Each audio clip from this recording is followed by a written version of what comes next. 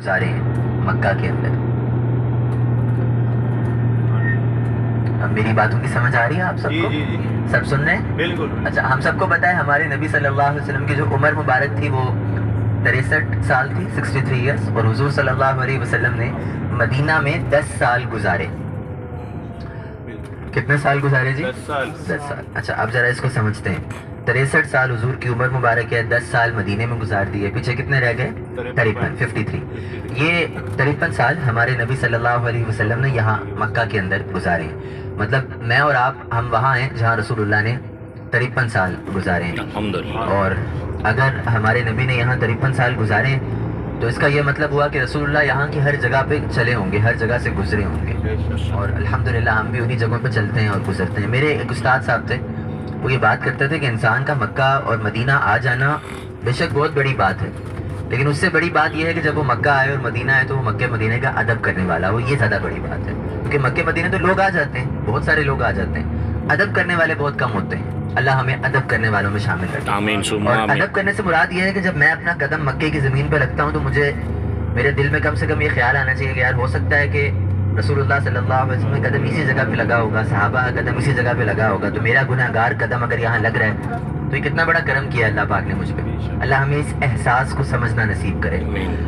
ایک اور بات بھی سن لیں مکہ کی، یہاں پر نیکی کا اجر زیادہ ہے. آپ یہاں ایک نیکی کر رہے ہیں تو اللہ پاک نے یہاں ایک نیکی کو 1,00,000 نیکیوں پر رکھا ہے. اس کو آسان لفظوں میں ذرا سن لیتے ہیں، توجہ رکھیں میرے ساتھ. جیسے ہم یہاں نماز پڑھ رہے ہیں تو ایک نماز پر 1,00,000 نمازوں کا ثواب. اچھا، اگر کوئی یہاں ایک بار قرآن کریم پڑھتا ہے تو اس کو 1,00,000 بار قرآن کریم پڑھنے کا ثواب. اگر کوئی مکہ میں ایک روزہ رکھ لے، ایک روزہ رکھنے پر 1,00,000 روزوں کا ثواب. سبحان اللہ. اب آپ ذرا سوچیں کہ پریکٹیکلی کوئی بھی انسان اپنی پوری زندگی میں 1,00,000 روزے نہیں رکھ سکتا. پاسبل ہی نہیں، ناممکن ہے. کیونکہ 1,00,000 روزوں کے لیے انسان کو 1,00,000 دن چاہیے، تبھی 1,00,000 روزے ہوں گے نا جی. اور 1,00,000 دن تو اس کو بھی نہیں ملتے جس کی عمر 100 سال ہو. اس کی زندگی میں بھی 1,00,000 دن نہیں آتے، اور آج کل 100 سال بھی عمر نہیں ہو پاتی لوگوں کی. تو مکے میں ایک روزہ رکھ لیا تو ایسے ثواب ہے جیسے 1,00,000 دن تک کا روزہ رکھا. مجھے نہیں پتا آپ لوگ مکہ میں کب تک ہیں، لیکن اگر اللہ توفیق دے، آسانی ہو، تو جانے سے پہلے مکے میں ایک روزہ رکھ کے ضرور جائیے گا. یہ ذہن میں رکھے کہ یہ کوئی فرض روزہ نہیں ہوگا، ضروری نہیں ہوگا تو نفلی روزہ، لیکن ثواب بہت زیادہ ہے اس پہ. اللہ ہمیں اس کی توفیق عطا فرمائے. زیارت کے سفر سے پہلے میں یہ چاہتا ہوں کہ میرا، آپ کا، ہم سب کا ایک اتفاق ہونا چاہیے، اور اتفاق یہ ہونا چاہیے کہ ہم نے اپنا پورا سفر پوری توجہ کے ساتھ کرنا ہے انشاءاللہ. ٹھیک ہے انشاءاللہ جی. انشاءاللہ. آپس میں باتیں کیے بغیر، موبائل فون کا استعمال کیے بغیر اور کوئی بھی اور کام کرنے سے بہتر ہے کہ ہم اپنی زیارت پر توجہ دیں. اگر ہماری توجہ ہوئی، اللہ نے چاہا ہمیں بہت کچھ دیکھنے کو، سننے کو، سمجھنے کو مل پائے گا. اگر توجہ نہیں ہوگی تو یہ ہمارا سفر اچھا نہیں ہو پائے گا. آپ جتنا غور کریں گے، توجہ کریں گے، انشاءاللہ سفر بھی اچھا ہوگا، اور سفر میں جو لطف اور مزہ ہے وہ اور زیادہ آئے گا انشاءاللہ. انشاءاللہ. تو توجہ دیں گے انشاءاللہ. انشاءاللہ. کون کون توجہ دے گا؟ ذرا ہاتھ اٹھائیں، سب دیں گے؟ چلیں، بہت شکریہ، جزاک اللہ، اللہ سلامت رکھے آپ کو. اچھا مجھے بتائیں، آپ میں سے کسی نے حکیم لقمان کا نام سنا ہے؟ قرآن کریم میں ان کے نام کی سورہ بھی ہے، اور ان کے بڑے ساری باتیں کتابوں میں لکھی ہیں. ان کی ایک بات ایک کتاب میں لکھی ہے کہ صحت کے لیے نا انہوں نے بہت سارے نسخے دیے ہیں، جو ایک قدرتی نسخے ہوتے ہیں کہ ایسا کرنا چاہیے صحت کے. تو انہوں نے ایک بیان کیا ہے کہ جب انسان زیادہ کھانا کھاتا ہے تو اس کو غنودگی آتی ہے. غنودگی سمجھتے ہیں آپ؟ کہہ سکتے ہیں سستی، ٹھیک ہے، زیادہ کھانا کھانے سے. تو ابھی یہ جنہوں نے ہاتھ نہیں اٹھایا، یہ ضرور زیادہ کھانا کھا کے آ رہے ہیں ہوٹل سے، اس لیے ان سے ہاتھ نہیں اٹھا ابھی. اور میں دیکھ رہا ہوں کہ کئی آنکھیں بند ہو رہی ہیں نیند سے. اچھا ایسا ہے کہ یہ جو سفر ہے نا، یہ ظہر کی نماز تک ہے. مطلب 4 گھنٹے 4.5 گھنٹے تک ہم ہوٹل پہنچ جائیں گے. تو اگر اس میں سو گئے تو مجھے نہیں لگتا یہاں آنے کا فائدہ ہوگا کوئی. ٹھیک ہے، اب آئے ہیں تو جاگ لیتے ہیں. تو یہ جن کو نیند آ رہی ہے تھوڑا توجہ رکھیں انشاءاللہ. ابھی ہماری پہلی زیارت جہاں ابھی یہ بس جا رہی ہے اس کے بارے میں ہم پہلے بتا دوں. ہمارے نبی صلی اللہ علیہ وسلم اور ابو بکر صدیق رضی اللہ تعالیٰ عنہ، یہ دونوں مل کے چلے تھے مکہ سے مدینہ. اور جب یہ مکہ سے مدینہ جا رہے تھے تو راستے میں جبل سور پہاڑ ایک آتا ہے، اس پہاڑ کے پاس آ کے یہ رکے. ذرا اس نام کو آپ سب دہرا لیں، کیا نام ہے؟ جبل سور. یہ اس پہاڑ کے پاس ہمارے نبی صلی اللہ علیہ وسلم اور ابو بکر صدیق رضی اللہ تعالیٰ عنہ تشریف لائے، اور ہماری جو پہلی زیارت ہے وہ یہی پہاڑ ہے، جبل سور پہاڑ. تو انشاءاللہ وہاں چلتے ہیں، اس کے بارے میں کچھ سن لیتے ہیں. آپ لوگ غور سے سن لیجیے گا اس واقعے کو. ہمارے نبی صلی اللہ علیہ وسلم اور ابو بکر صدیق کا ارادہ یہ تھا، یہ لوگ اصل میں مکہ سے مدینہ کے لیے جا رہے تھے. تو حرم سے 4 کلومیٹر کے فاصلے پر یہ پہاڑ ہے. اس پہاڑ کے پاس جب آئے تو حضور صلی اللہ علیہ وسلم نے فرمایا ابو بکر پہاڑ کے اوپر چلتے ہیں. انہوں نے پوچھا یا رسول اللہ پہاڑ کے اوپر کیا ہے؟ تو فرمایا اوپر غار ہے، اس غار کو کہتے ہیں غار سور. تو حضور نے فرمایا ابو بکر وہاں چلتے ہیں. تو یہ حدیث میں لکھا ہوا ہے کہ جب اس پہاڑ پہ چڑھنے لگے، اس پہاڑ کی اونچائی ہے 5413 فٹ کی، ٹھیک ہے، آلموسٹ 5500 فٹ اونچا پہاڑ ہے. اور ابو بکر صدیق رضی اللہ تعالیٰ عنہ رسول اللہ کو اپنے کاندھوں پر بٹھا کر اوپر لے کر گئے اس پہاڑ کے اوپر. اور اوپر گئے تو غار آ گیا، غار سور. غار سور میں ہمارے نبی صلی اللہ علیہ وسلم 3 دن تک رہے تھے. کتنے دن رہے تھے جی؟ 3 دن. سب سن رہے ہیں؟ اور ان 3 دنوں میں بہت کچھ ہوا. سب سے پہلی بات، اوپر گئے. ابو بکر صدیق رضی اللہ تعالیٰ عنہ کہتے ہیں کہ جب ہم اوپر پہنچ گئے، غار کے اندر جا کے بیٹھ گئے، وہ کہتے ہیں تھوڑی دیر گزری، سورج ڈوب گیا، بالکل اندھیرا ہو گیا. تو ابو بکر صدیق کہتے ہیں کہ اچانک میرے پیر پر ایک سانپ نے کاٹ لیا.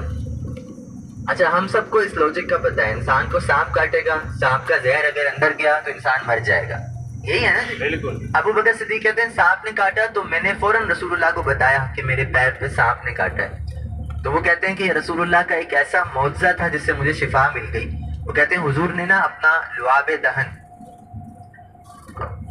دہن کا مطلب ہے اپنا تھوک مبارک ابو بکر صدیق کے پیر پر لگایا جہاں سانپ نے کاٹا تھا. اور ابو بکر صدیق کہتے ہیں بس وہ لگا تو کہتے ہیں مجھے جتنا درد ہو رہا تھا وہ درد وہاں پر ختم ہو گیا، جو تکلیف ہو رہی تھی وہ تکلیف بھی ختم ہو گئی. یہ رسول اللہ کا معجزہ تھا کہ اللہ پاک نے آپ کے لعاب میں، آپ کے تھوک مبارک میں شفا رکھی تھی. اور یہ صرف ایک جگہ نہیں ہے، مطلب اگر ہم تاریخ پڑھتے ہیں تو ہمیں بہت جگہ پر ایسا ملتا ہے حدیث کی کتابوں کے اندر کہ رسول اللہ کے لعاب سے بہت ساری لوگوں کو معجزات نظر آئے. چلے میں آپ کو یہاں 2 بتا دیتا ہوں. جیسے آج بھی مدینہ سے 167 کلومیٹر آگے ایک کنواں ہے جس کا نام ہے بیر شفا. اور صحابہ کہتے ہیں کہ ہم اس کنویں کے پاس رسول اللہ کے ساتھ آئے اور ہم نے ایک ڈول کو رسی کے ساتھ باندھ کر کنویں میں پھینک دیا. اور جب ہم نے پانی نکالا تو صحابہ کہتے ہیں کہ وہ کھارا پانی تھا، کڑوا تھا، جو پیا نہیں جا رہا. کہتے ہیں ہم نے رسول اللہ کو بتایا کہ یہ پانی تو پینے کے قابل نہیں ہے. سمجھ آ رہی ہے آپ لوگوں کو بات؟ جی. تو وہ کہتے ہیں کہ رسول اللہ نے اپنا لعاب اس میں ڈالا کنویں میں. کہتے ہیں اب جب ہم نے پانی نکالا تو وہ کڑوا پانی میٹھا ہو چکا ہوا تھا. اور آپ دیکھیں کہ آج 1400 سال کے بعد بھی وہ کنواں وہاں پر ہے اور آج تک اس کنویں کا پانی میٹھا ہے. سبحان اللہ. اور الحمدللہ میں نے اس پانی کو پیا ہے، مطلب کئی بار پیا ہے الحمدللہ، آج تک میٹھا ہے. رسول اللہ کا زندہ معجزہ ہے جو قیامت تک لوگوں کے سامنے. اسی طرح حضرت علی کی حدیث ہے کہ وہ ایک جنگ میں، وہ کہتے ہیں کہ جنگ ہونے والی تھی تو میری آنکھوں میں درد تھا. تو کہتے ہیں کہ رسول اللہ صلی اللہ علیہ وسلم نے سارے صحابہ سے پوچھا کہ علی کہاں ہے؟ تو انہوں نے کہا رسول اللہ ان کی آنکھوں میں درد ہے، تو آپ بلاؤ. حضرت علی آئے تو حضور نے اپنا لعاب ان کی آنکھوں میں لگایا. تو حضرت علی کہتے ہیں مجھے 2 فائدے ہوئے. پہلا فائدہ ہوا کہ میرا درد ختم ہو گیا، اور دوسرا یہ فائدہ ہوا کہ میری جو نظر تھی وہ اور زیادہ تیز ہو گئی. سبحان اللہ. یہ حضور کا معجزہ تھا. تو اب یہاں تھوڑا سا سمجھیے گا میرے ساتھ بات کو کہ ہمارے نبی صلی اللہ علیہ وسلم جو ہیں، اللہ پاک نے آپ کو بالکل مختلف بنایا ہے عام انسانوں سے. مطلب جو تھوک ہے، سن لیں، جو تھوک ہے یہ انسان کے لیے ایک ایپ والی چیز ہے، ٹھیک ہے. مطلب ہم نے 2 چیزیں سنی، ابو بکر صدیق کے پیر پہ تھوک لگا دی، آنکھوں میں حضرت علی کے لگا دی. نارمل ایک عام انسان کے لیے یہ ایک اچھی چیز نہیں مانی جائے گی، لیکن رسول اللہ صلی اللہ علیہ وسلم میں کوئی عیب نہیں تھا. آپ ہر عیب سے پاک تھے. اللہ پاک نے آپ کو ایسا بنایا تھا. مطلب میرے آپ کے اندر کوئی خامی، کوئی کمی ہو سکتی ہے، رسول اللہ میں کوئی کمی نہیں تھی. آپ کو اللہ پاک نے بے عیب بنایا تھا. یہاں تک کہ چلیں اس میں ایک اور بات میں ایڈ کر دیتا ہوں کہ ایک عام انسان اور رسول اللہ میں اتنا فرق ہے کہ عام انسان کا پسینہ انسان کو دور کرتا ہے، رسول اللہ کے پسینے میں خوشبو ہوا کرتی تھی. سبحان اللہ. یہ واضح بات ہے، بخاری مسلم میں حدیث ہے. ایک صحابی ہیں، ان کا نام ہے انس بن مالک.